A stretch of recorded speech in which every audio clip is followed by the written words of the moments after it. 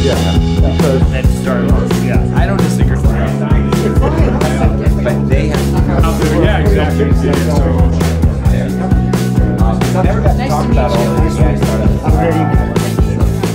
I'm very excited to be here talking with a tremendous trio of experts on how AI is shifting in society, both in reality and in perception, I think. So we're going to hear a little bit about some research that Genpact recently conducted about how people in both business and the general public are feeling about AI and how that is shifting and what it signifies. And then we're going to, and to do that, we'll hear Tiger Tyagarajan. I got it right? Okay, good. Got it right. The CEO of Genpact, along with David Kenny, who's the CEO of Nielsen, and until recently was at IBM running Watson. And so I'll be very eager to hear what David has to say about, from the new perspective of working more back in media, which is most of his career has been in that, and he's certainly an expert in that. Whereas the perception of AI shifting from that vantage, looking back on having run one of the most important AI operations in the world. Finally, Richard Socher, who is himself an AI scientist, and I know when Salesforce was able to get him to come to work there, they were extremely excited. I know Salesforce very well. And he is running the Einstein Group and a lot of other related stuff at Salesforce that is, where Salesforce is really integrating AI quite deeply into its operations. And Richard is somebody who, like David, but more from the technical side, really knows what's happening with AI right now. So super excited to be hearing about all that. But maybe, Tiger, we should start out with you just talking a little bit about how Genpact sees AI and why you've conducted this research and what you learned. So thank you very much. And I'm in a very august company talking about AI. Watson, Einstein, teaching at Stanford, so I have to be careful about what I say. We'll call you Edison or something like that. For our business, when we provide services to our clients, clearly a lot of that work is changing. And at the center of that change is the broad world of digital. It's changing the way work gets done. And what I call the tip of that iceberg of change is AI and machine learning. And for us, that meant how do you bring that into the services and then take that to our clients to actually change the way outcomes get delivered. So we're very focused on outcome delivery. And one of the things that we realized is that every enterprise that we work with in every industry is going through an evolution of how do I use AI, what's the best way to leverage it, how to make it work, I've tried this, it doesn't work, I've tried that, it works, etc. And part of that is we believe culture, and part of that is change management and all of that. We're big believers that that's what drives change. So in 2017, we went out and spoke to a bunch of C-suites across a bunch of, let's say, Fortune Global 2000 customers and tried to understand their view about AI, leverage, what are they trying to do, how much they want to do. We then went out, what is it now, 40 days back, 45 days back, and did a similar research to compare exactly about 18, 19 months back to today. But we did two other things. We went down to 3 levels, 4 levels below in the organizations and said, what do you think? And then we did another group, which is the general consumer outside. And as Richard, you and I were talking, I think the general consumer is probably the wrong way to describe it. We didn't go to the unemployed. We didn't go to the man on the street. We went to people who actually work, et cetera, because they have some knowledge. So I'll say 3 big surprises. Surprise number 1, the C-suite has moved to, I understand the leverage on AI. I want to get it. I want to use it. I want to find a way to get there, and we'll get there. 85%. It was in the high 50s earlier. Just a year earlier? No, I would say close to 2 years. Close to 2 years. Okay. But that's that's a big shift. That's a big shift. Yeah. And it seems to be a very consistent shift because there's a PwC report that's come out that also said 85% and some other report. So it seems to be consistent that at the C-suite and boardroom, and I'm sure you guys will then tell me whether that's right or wrong, people are saying, we're going to go after AI and find a way to bring it into the enterprise. The surprise is at the lower levels, the confidence that people have on saying, yeah, it's going to come. That's dramatically different than what we expected. We expected a world of fear. We expected a world that said, we don't want it. There's acceptance, and there's a realization that it's coming. And that's different from what we expected. It's of the order of magnitude of 65% saying, yeah, it's coming, and we know it. And almost we're okay with it. Consumers, surprise is that they're saying, yep, we know, we've heard about it, it's coming, but we have 3 problems. And the surprise to me was they actually articulated privacy as a problem, and they articulated bias and how do you avoid bias, and I want to know what the answer is and why the answer was that. And for a lay consumer to say that, I mean, it almost surprised me, saying, did we go to people who actually know AI a lot? Or is it so ubiquitous in its information that actually, so the good news is, I think people think it's real, people think it's coming, and people are willing to accept it. Final point. Everyone understands that reskilling is important. At the level at which people want it, they're saying, I hear a lot of talk about reskilling, but nothing much is happening. I am ready to reskill myself, 85%.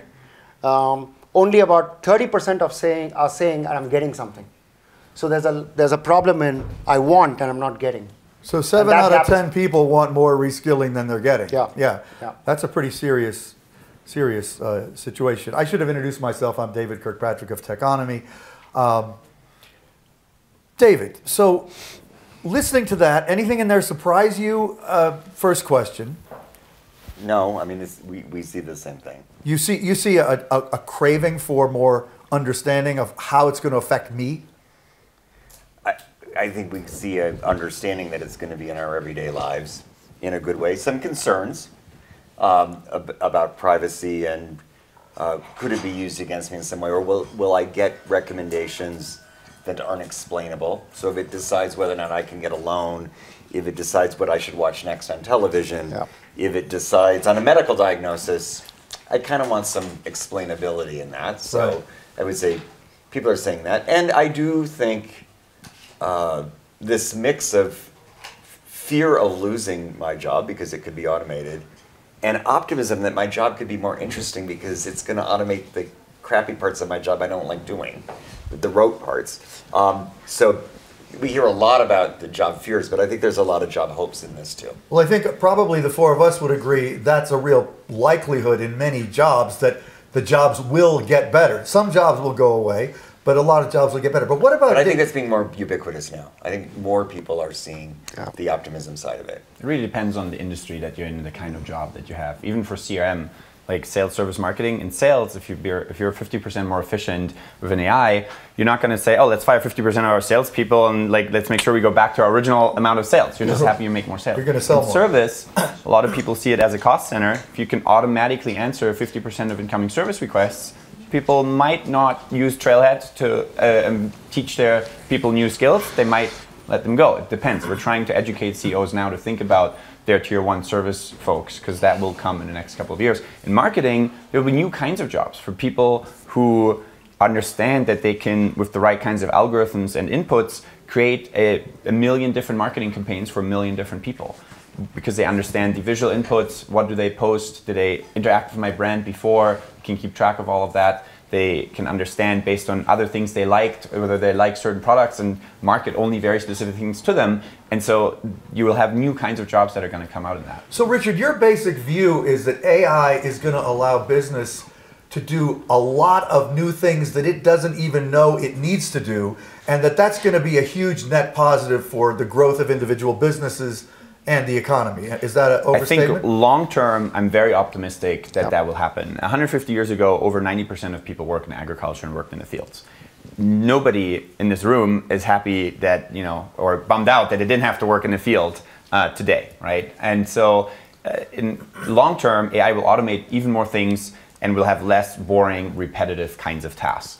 But short term, I am actually worried because short term that will put pressure on certain kinds of people who might only know how to drive a truck. And then if 90% of truck driving, I don't actually think 100% of driving will get automated, but if 90% of highway driving will get automated, you'd still need fewer people who just drive between some service center and the outskirts of a city into the city center navigating all the complexity of a city, and you need fewer people. And if you're towards the end of your work life, and you might not want or be able to learn a much more complex or different kind of skill. So I think short-term pressure will be in some industries on jobs, and I am worried about some countries and their social safety nets to be able to deal with that and their continuing education systems and things like that. When I think of the jobs that are really in jeopardy, I mean, clerks in stores are really one that I worry about. We've all checked out ourselves out of innumerable stores already.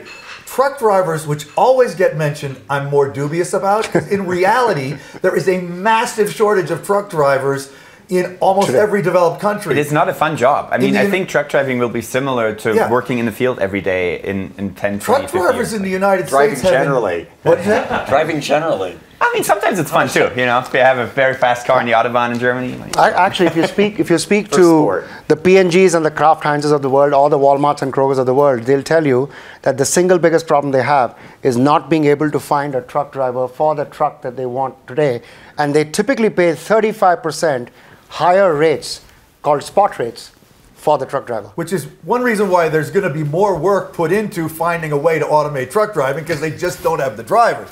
But David, I wanted to just get one more thought out of you, and then I want to come back to Tiger. You know, you've spent a lot of the last few years talking to big companies about how they could and should and would use AI. Yes. How would you characterize how those attitudes have shifted over time? And how, right now, do you think most business leaders realize this is coming, and do they want it? Do they need? Do they know they need it? Well, listen, I think people react to what's here now. So people know that we have voice assistants. They understand that you can do natural language processing to automate simple tasks. We know at Nielsen, where we do media, 65% of the people who own an Amazon Echo use it to get their news. So it's changed where the news is coming from. 65% with an Echo use it to get news. Yes. Wow. So I'm one of the 35%. There you are, really. I do. I listen to NPR on my people can look. It's the resurgence of radio. Yeah. So right. It's true. It's Bob Pittman at iHeart loves what the Echo has done. So in that way, people do it. But I would say the bulk of the science today is largely been inductive reasoning. So it's largely, I know an answer, I'm going to find it. It's derivative of what we were doing in semantic search. The neural nets, though, the way AI is moving is to do higher forms of reasoning, deductive and abductive reasoning. So you're not just finding known things, you're predicting the future. You're finding cures for diseases. You're finding where the risk is in a transaction. It's what we do in weather, right? We all get a weather forecast. It's not 100% certain what's going to happen. It tells you you're 80, 90, 95% certain of what's going to happen. People act on that. In our whole lives, the future is going to start getting predicted. That's really going to change business, because when you've got a much better view of the future, you can act on it, you can take out excess cost, you can get your inventory right, you can make things safer. And I think very few business leaders understand what it means when AI is really intelligent. At the moment, it's brute force inductive reasoning for the most part. It's inferring what you said and translating that into data. But the reasoning models they're happening, and I think it's not just memorizing Jeopardy answers or figuring out Go. It's really going to be helpful, and people are not ready for that yet. So business leaders too are not ready for it. Absolutely not. I mean, those who are really close to it are beginning to understand it, but by and large, anybody who thinks AI is here and now it's just going to roll out the way we know it today is missing the point that we're at like the 5-yard line. Okay, so this gets back to why you want to change the narrative, right? I mean, why are we calling this change the narrative? What is it that you want to change about it? So let's start with David. First of all, I completely agree with him. The problem with most people, and no surprise, even all of us, unless you get really close, you don't realize that this is much more than just automating tasks that require intelligence, but it's still automating those tasks. And therefore, the intuitive answer most people jump to is, I have 100 people doing it, I can live with 10 people. I still need 10 people, to your point, Richard, on drivers, but it's only 10 people. And the moment anyone approaches it that way, it's too small an answer. Exactly. It's a rounding error for most people. It doesn't matter. The second problem that happens is then you talk about, okay, what happens to those 90 people? Jobs, skill, they're all gone. It's destruction, and it's a very negative, the whole conversation becomes negative. There are a few visionary... No, it's like if all the farmers didn't have another job, and they stayed home. Versus invent new things. Yeah, and actually, David, you hit on something that I thought was exactly what I think is going to happen. But I think, Richard, I agree with you, it'll take time. So how do we navigate that time? The visionary CEOs and leaders are saying, this is about a change in business model. So think about a business model where Amazon, who actually is already beginning to think about it, I think, because they filed patents around it. Today, Amazon You shop, we shop, and then Amazon ships.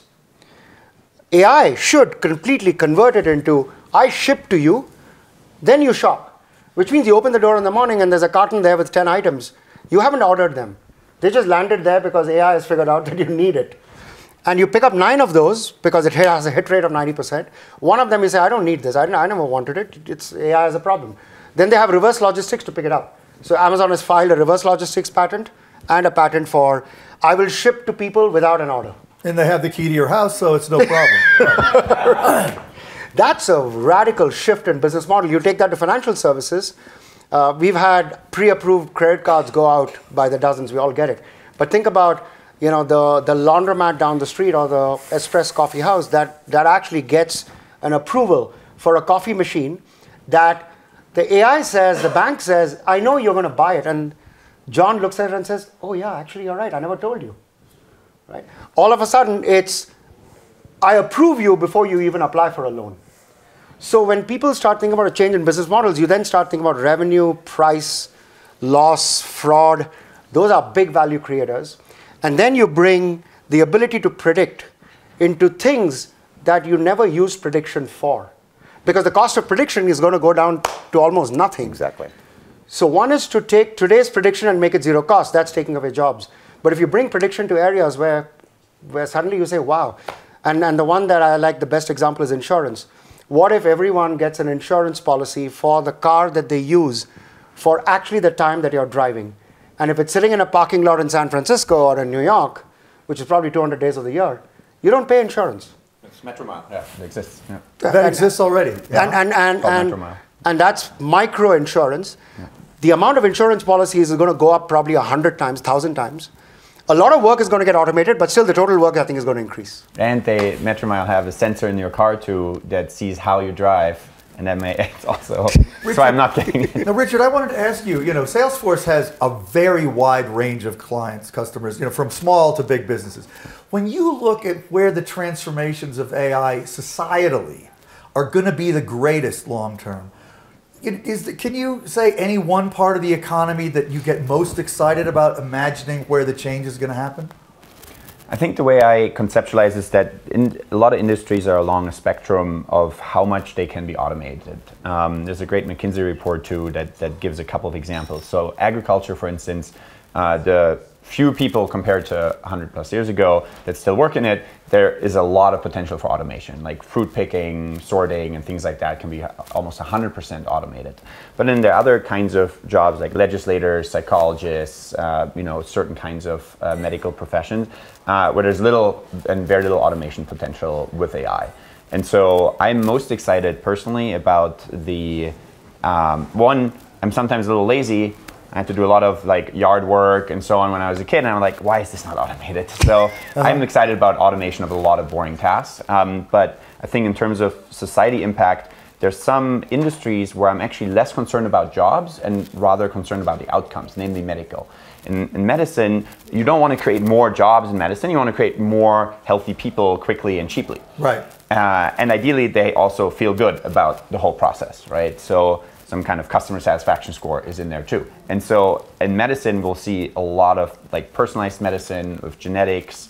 We'll see automation in radiology. There are a lot of countries where there aren't enough radiologists. Even in Germany, it sometimes takes weeks to get an understanding of the scan. You get the scan quickly, but you don't get the intelligence. And so I see for a lot of medical device companies that they will probably move away from here's a scanner and we'll charge you a little bit for when it breaks versus here's a scanner and here's a monthly subscription business, and it will give you the AI, and the AI will get smarter and smarter, and eventually you're just gonna not just get your CT scan but immediately the top 100 or so things that could be wrong with you that could be visible in that scan. So I see a lot of exciting transformations in that. Yeah, I will say one thing that I pick up here at Davos this year and in a lot of other places I've been recently. The recognition that AI is going to mean growth is much clearer now than it was. I think, as David said, exactly where it's going to be and how it affects my business is still unclear. But I'll just mention one thing I just heard. I was in Singapore earlier, just last week, and I heard a speaker, an Indian investor and entrepreneur, talking about what he believes AI will be able to enable in microfinance. So basically, he said, today it's just too expensive to loan somebody $10. because the amount of time it takes you to figure out if that person can pay back $10 is going to cost you more than $10. But with AI in a lot of data, you can basically say, yeah, that person gets it, that person gets it, that person doesn't get it. And it can be done almost entirely by the machine. Another example that somebody at that same conference was giving was that, it's very close to what you were saying about the coffee machine, that for a small business that may need one new machine, it's not just, how's your credit rating? It's actually, how will your revenues and profits be affected by the ownership of this machine, and how does that all play out over time? And we will finance it because we know you will be able to pay it back because the AI can figure that out. So these things I think there's one possibility that AI could actually strengthen the small. I would hope that's true because we live in a time when the big are too powerful in general. David, do you have any thoughts on that? Well, the small innovative. Yeah. So I've been doing this a long time. So I remember when we first started working on the internet in the 90s, and we built the first llbean.com website at Digitas. Only Bezos said, wait a minute, you got to start over. The hardware's not right. You've actually got to do microservices. You need to repeat things. He changed his architecture from the ground up. And all he was selling at the time was books, but there was a vision, a very different vision of if you really were a truly digital enterprise, what would that look like? It became simple. I was on the board of Yahoo.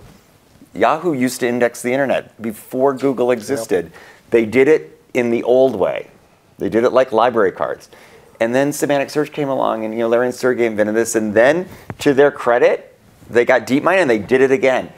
That, to me, is going to be what's important. I have not seen the companies yet who have decomposed an operation to say, okay, how does it work if you can really predict the future?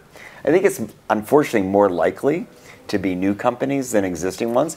I'm certainly trying with our clients to get them there, but when they've got hundreds of billions of dollars in the media world they know today, it's kind of hard for them to adopt it, but some are. But to me, we haven't seen the winners of the AI era yet. There are some folks working on it, but do not assume that the giants of today are the giants of tomorrow. Not guaranteed at all. It will Amazon could become Sears if it doesn't keep reinventing. It will disrupt a lot of businesses for sure. Say it again. It will disrupt a lot of businesses. And like I said, but it's on the spectrum. In some industries, more so than others. Like if you sell tractors and your tractors don't have AI, I think in 50 years, nobody's going to buy your tractors and you're going to be gone. And some startup that had, maybe the tractor wasn't quite as good in the beginning, but it automated a lot of, lettuce leaf picking. There's a startup that did that from a friend of mine. They did get acquired by John Deere, a very large tractor company. So that was a right move from them. But you use less water, less pesticides because the AI will just pick only the weeds around the actual thing. So that will change their business model entirely. Did you have something you were going to say? No, I was just going to go back to your original question on change the narrative, and we talked about, the narrative around, hey, this is about more and growth. The other narrative that you referred to is another change of the narrative, which is, I think there are 2 billion people in the world, give or take 200 million, who I think don't have access to education, healthcare, and financial services. And their definition of financial services is, I want to deposit, and this is true, I want to deposit, I just did the currency conversion, I want to deposit 1 or 2 cents a day, because that's my saving every day. And over the next 2 years, I'll have enough to buy a small whatever, because I would have collected $15. There's no bank that can do that. AI and digital can actually achieve, with mobile and the cloud, can achieve that. Education, healthcare. There are hundreds and thousands of villages in India, probably not so much in China, in Africa for sure, where there's never been a doctor. There's never ever been a doctor. So there is no diagnosis. You can actually do diagnosis, the equivalent example of the radiologist on your mobile. And all I want is to know whether I'm going to die. At least tell me that, or how close am I. All I need to know is just go and buy this medicine which costs 20 cents. And if no one tells me, then I don't know. That actually means more people will get healthcare. In the end, someone, and this is where I think the narrative really becomes a problem, the Western economies are actually going to help support that with the knowledge and the IP and all of that. It's going to come from here. The population that's going to get served is 2 billion people that are not getting served today. at a cost base that no chance today the Western economies can serve them.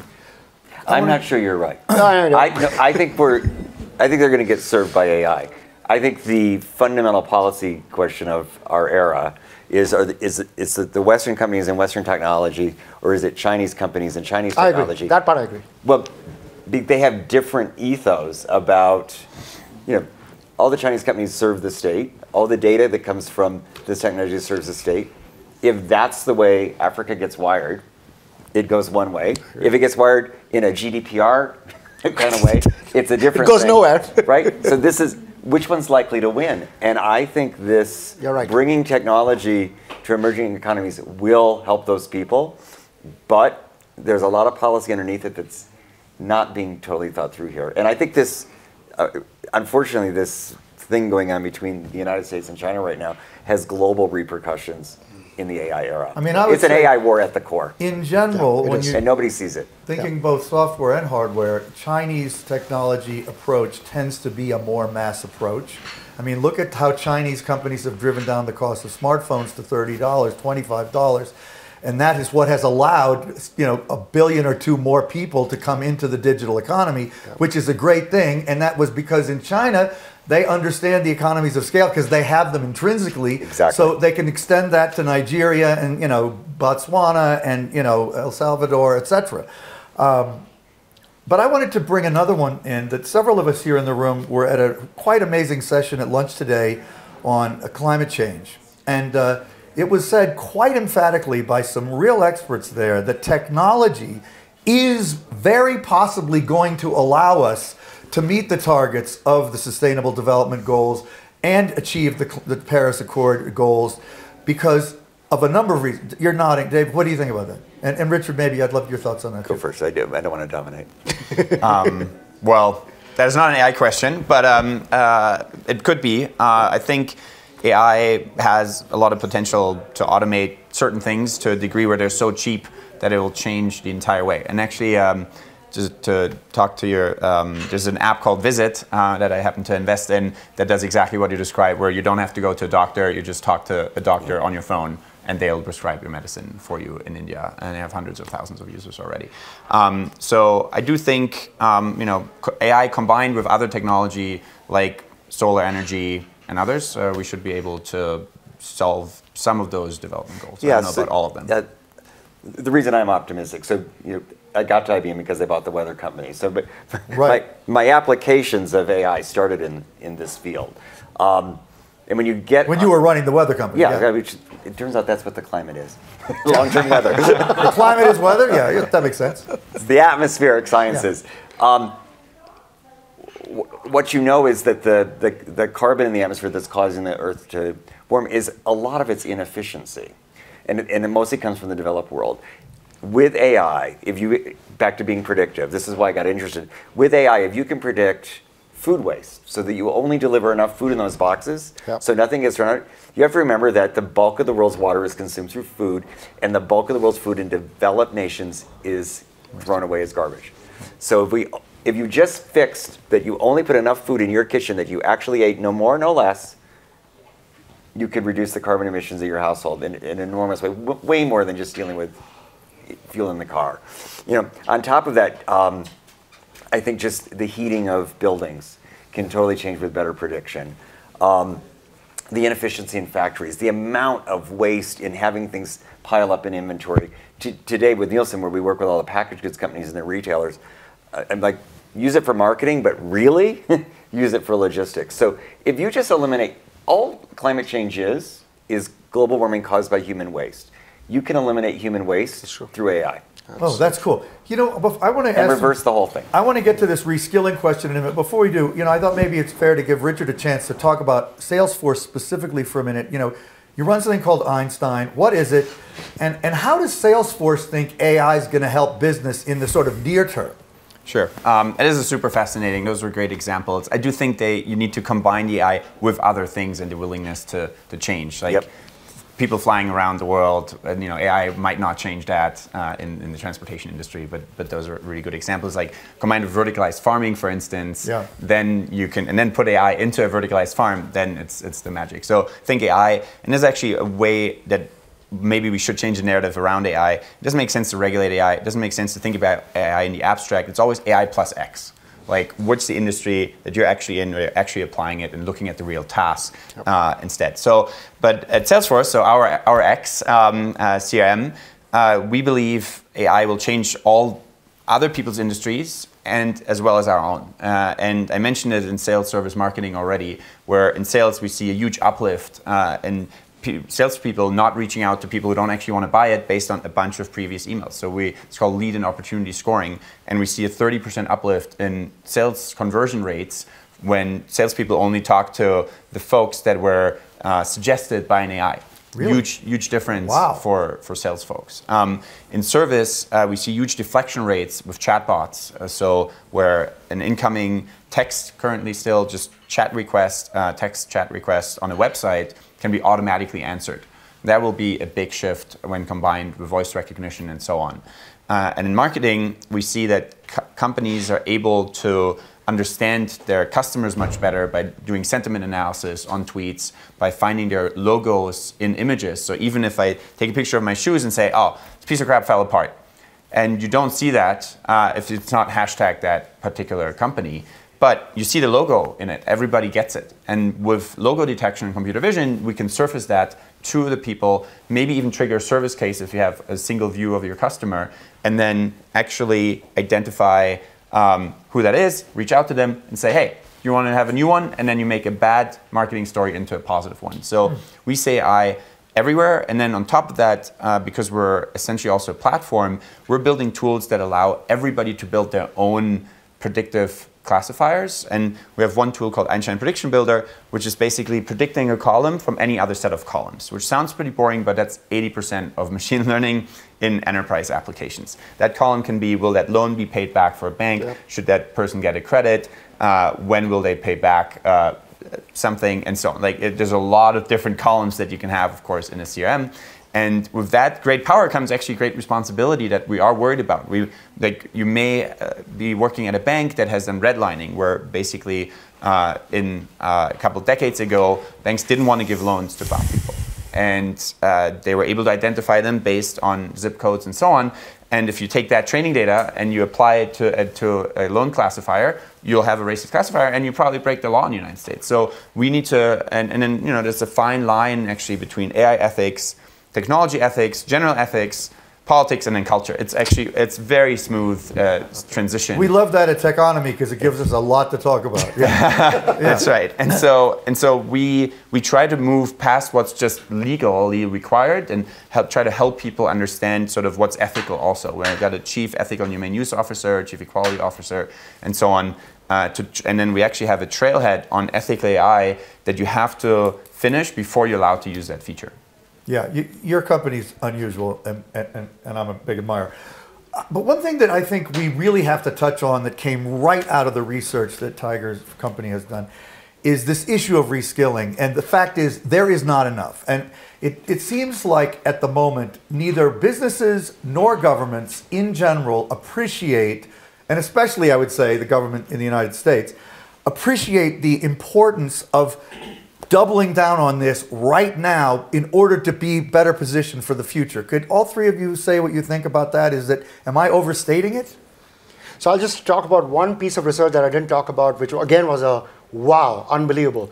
So when people talk about reskilling, they seem to be more worried not about their own future. As I said, they don't seem to be as fearful about AI for themselves as the question they're answering is, we don't know about the next generation.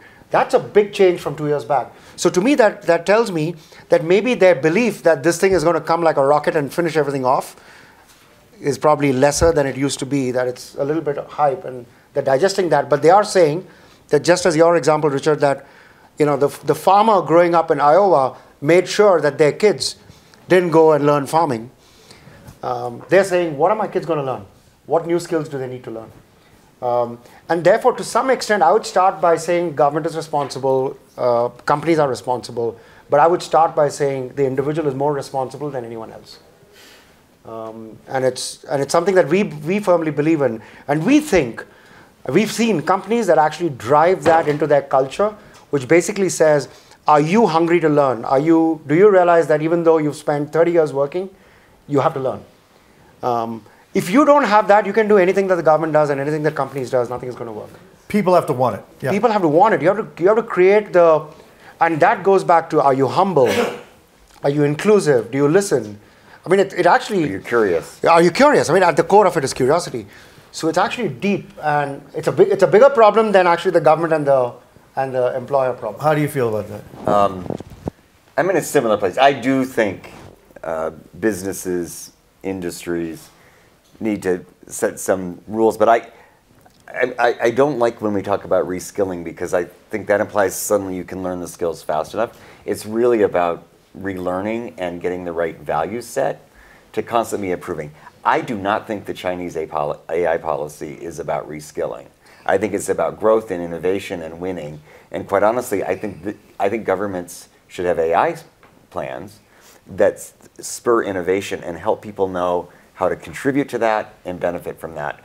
And quite honestly, establish a culture of optimism. I think the bigger issue is that there's changing the narrative again. Yeah, Yes. there's not enough optimism being shared, and reskilling is actually encouraging fear and negativism, and somehow believing someone's going to fix this. In the AI world, you're going to have a lot of power. You better use it. And to me, it is all about sort of individual accountability, curiosity, and owning your future. Yeah. I'm very optimistic for my kids, but I don't think they hear that enough from their leaders. Richard, any thoughts on that? There's an interesting cultural aspect to this optimism. Like in Japan, robots are usually seen as something cute, something fun, something helping you out. And I cannot tell you how many articles and interviews I've given where in the end some editor chose a Terminator picture as like the headline picture, where that's just like, that movie did a lot of bad for AI, I think, in some ways. It's very entertaining, but like people still have that 2001 didn't picture. help either. Yeah, hell. IBM hell. That's right. So I agree with a lot of other things that have already been said. Yeah, it's going to be some mix. Mark Benioff, our CEO, sees this as sort of having a beginner's mind too. I think that is a really helpful way of looking at the world, thinking you're constantly able to learn something new and trying to not assume you're already an expert and know it all, but sort of take it all in. Really interesting. How about comments or questions from the audience? I will ambush if necessary, but please identify yourself and I'll repeat the question for the video. Just go ahead. Kimon Zorbas, I work for Nielsen. Actually, I'm working in public policy, so I do think I have a couple of questions, because I mean we saw that the European Union, I think this is the one success they had at a huge cost, was transforming agriculture without breaking the society, because a lot of people lived on the countryside in agriculture. I thought it was crazy. Now I'm older, I think maybe it was worth the money, because we see the UK with Mrs. Thatcher deindustrializing maybe too fast. So is this what we're going to have to do? I'm not sure, but is this maybe a model are we going to have to feed people through? In other words, it's sort of like a universal basic income question almost? I'm very skeptical about that, but I don't know what the panel thinks. In other words, what kind of societal restructuring might AI lead to? Is that a way to summarize? Yeah, because I think there needs to be an insurance policy as well, because if we get 10% of the predictions wrong, who's going to pay for the 10%? If we get 10% of the predictions wrong, who's going to pay for it? Cost. Yeah. So shall we pull together and have an insurance scheme? Private led? Do we leave this to government? Because government is going to step in. I think there are a lot of interesting questions that Yeah, get there are you lots of raised. questions. I do think government needs to play a role in a lot of this. I think countries like Germany have a better safety net and they're better able to take care of the downside protection of AI. But unfortunately, a lot of the countries that are good at protecting from the downside are not as good as making sure they get a lot of the upside of that. And so I would love to see some combination of United States optimism and go get it and let's worry about the problems later, combined with some Germans sort of worrying more a little bit about potential downsides and combining those two. I do think in the right hands, AI could, in theory, create this weird communist wonderland, right? Where like food production is automated, you have vertical farms, they're close by, so on.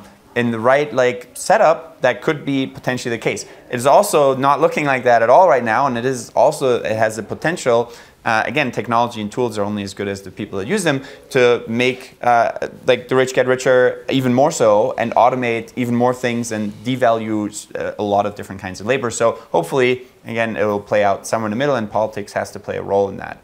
And with universal basic income, I'll just throw out an interesting thought that I recently had, which is if you want to know what would happen with that, you just have to look at rich people who are rich enough to live off of interest their entire lives, and then see what they do. And basically you'll see some kind of Gaussian distribution. Some people will just have fun and fly around and enjoy their lives, and others continue to work even though they don't have to. And I think we'll see something similar, maybe slightly shifted distribution if there was universal basic income. And maybe I think the more sensible way would be have some kind of conditional universal basic income where the condition is you learning new kinds of skills that will then make you excited to use those skills in an economy where AI has changed things quite a lot. Okay, we have Ken Kukiev of The Economist who wrote a book about a lot of this stuff on data. And, what's the title of your book again? Big data. Big data, yeah. That was a good title. Snap. So He invented it. You got to say something. What are you going to say? Yeah, points for timing, not for originality. For the title. Nothing about AI, although it's so interesting, and I weigh in on lots of these questions. But going back to what this gentleman said is actually incredibly interesting. Let me just sort of replay it in different language. Should I move my mic over so we can pick up what he's saying, or is it? Okay, I'm just going to stand here so my mic picks up what he's saying. Okay, go. Wow. He's my friend full anyway, service. so it's all right. Love it. Okay. So, for decades, the one thing that economists could agree on was that farm subsidies were ridiculous, right? And the point was it was an absolute textbook example of concentrated gains and distributed costs. And it's, I shouldn't drop an F-bomb, it's very difficult to unwind that once it's enshrined in law, right? So in terms of economic inefficiency, people should pull out their hair. You couldn't even it took 12 years to strike free trade agreements because of farm policy. Okay, now connect this to AI. But think about it. What the gentleman's point is saying is that it was so economically inefficient, but look where Germany is today, and look where Britain is. Britain left the EU, you've got a hollowed out wasteland, and you drive around the rural hinterlands of Germany, and it looks pretty good, right? It looks like America in the Midwest. It looks like 1950s and like I Like Ike.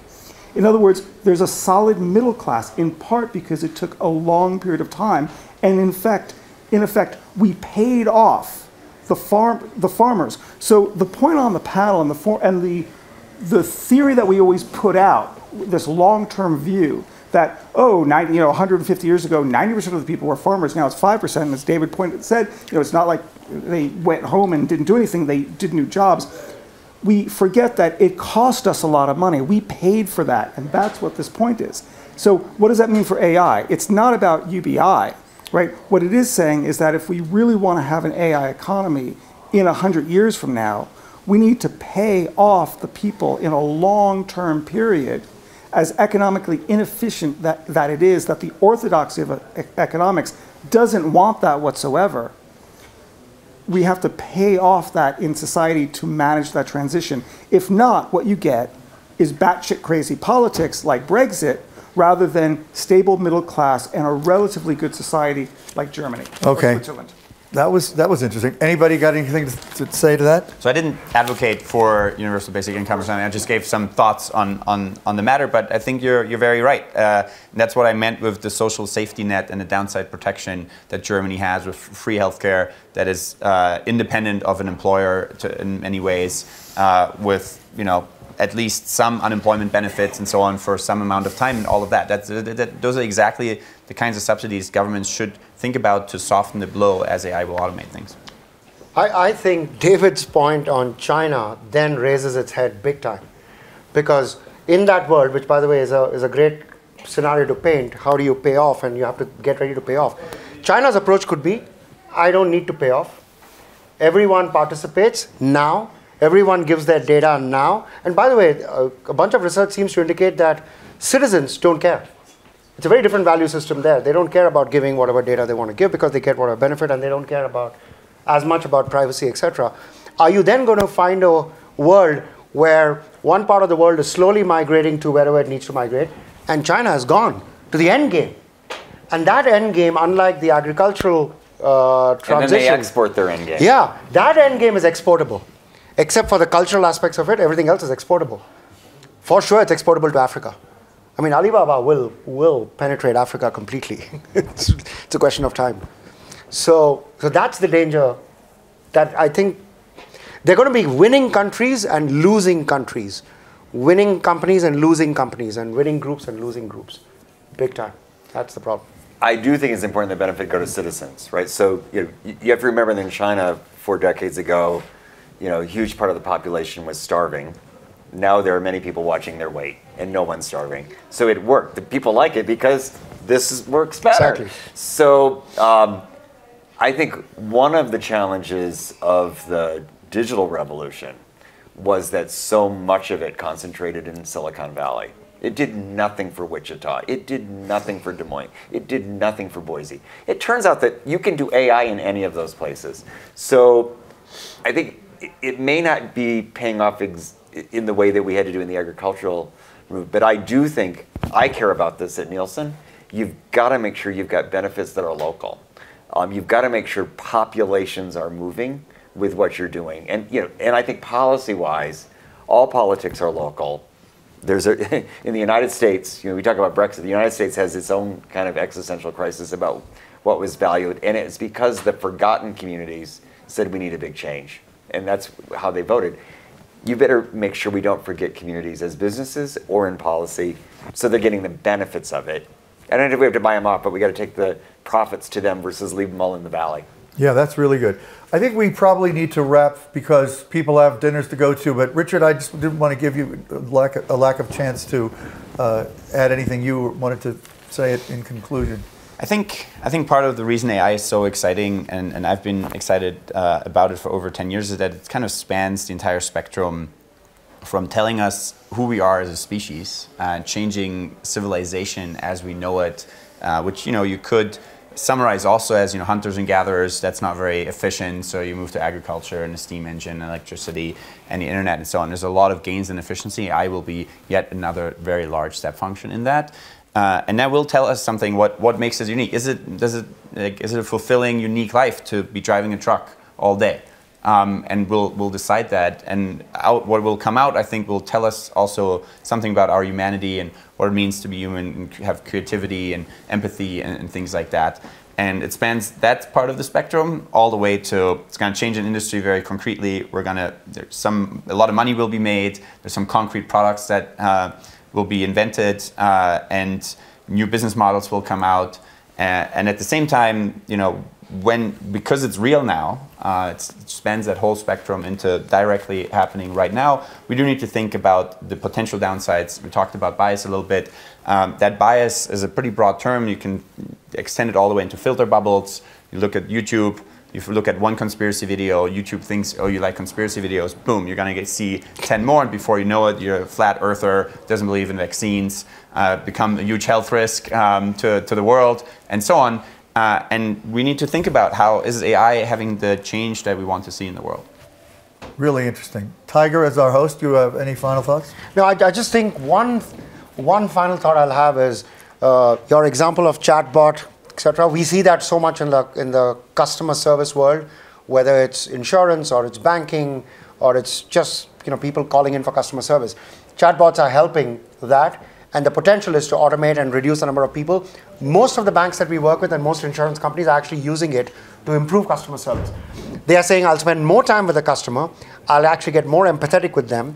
They're actually getting measured and paid based on customer satisfaction and customer delight. By the way, part of the reason for that is the customers now expect more from that interaction.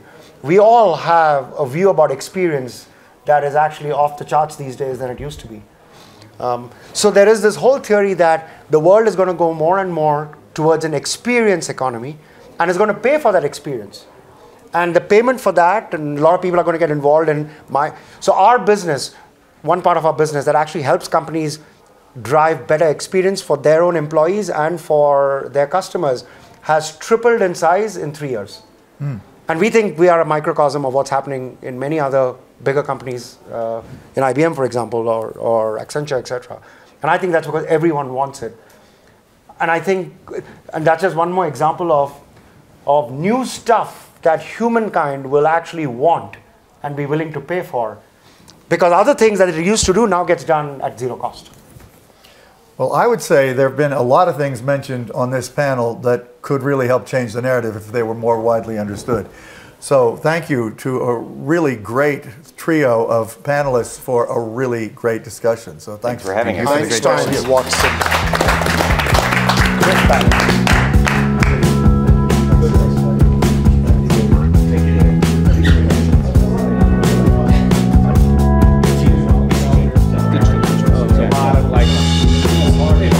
We love the system.